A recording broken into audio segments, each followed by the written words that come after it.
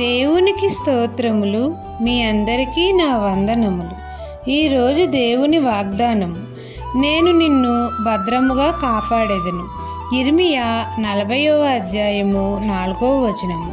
మన ప్రభువైన యేసుక్రీస్తు మనల్ని భద్రంగా కాపాడుతానని అంటున్నారు.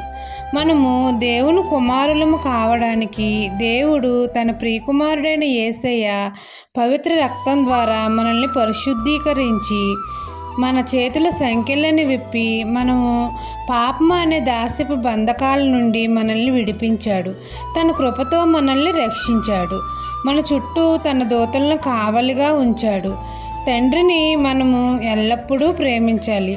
అప్పుడే యెహోవా మనల్ని భద్రంగా కాపాడుతాడు. మన కుడి ప్రక్కన యెహోవా మనకు నీడగా ఉంటాడు. మన ప్రాకారములో నెమ్మది కలుగజేస్తాడు. మనకు క్షేమమును కలుగజేసి మేలుతో మన హృదయములను తృప్తిపరుస్తాడు.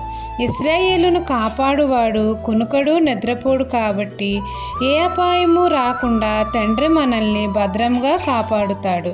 ఈ దిన వాగ్దానము నా జీవితంలో నెరవేరాలని కోరుకుంటూ దేవుని సువార్త పరిచర్యలో మీ సహోదరి. ఆమెన్.